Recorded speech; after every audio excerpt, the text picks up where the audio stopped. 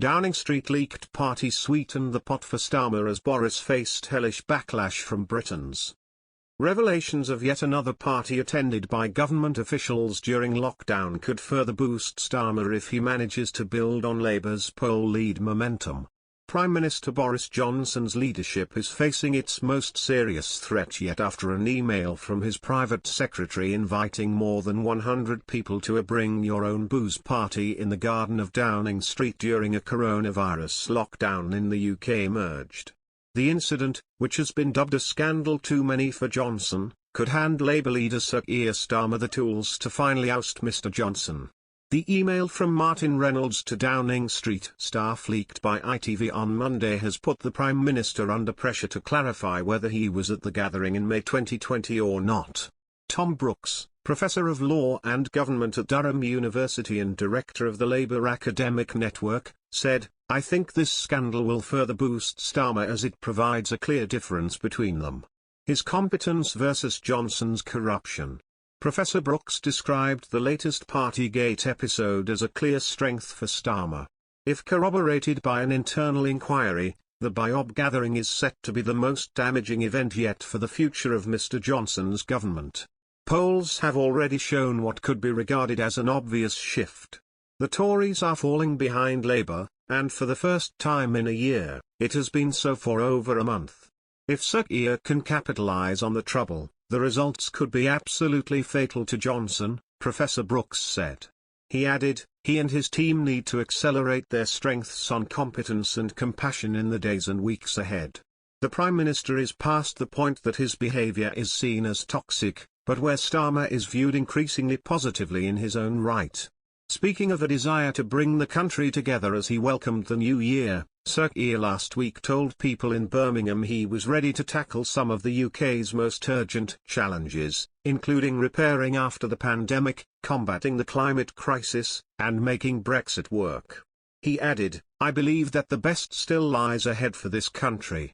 But only if we have the courage to create a new Britain, a country in which you and your family get the security, prosperity and respect you deserve." In the run-up to the next election, he eagerly presented his team as a feasible alternative to the Conservative Party, and he has not held back in sharing his thoughts on the latest accusations of illegal gatherings in the heart of government.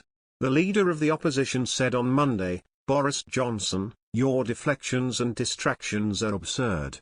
Not only did you know about the parties in Downing Street, you attended them. Stop lying to the British public. It's time to finally come clean." Professor Brooks stated he cannot see Mr Johnson getting out of this and claimed, Tories are consistently behind Labour in the polls, and 16 points behind in red wall seats that the Tories won to create their majority. All of this is now up in smoke.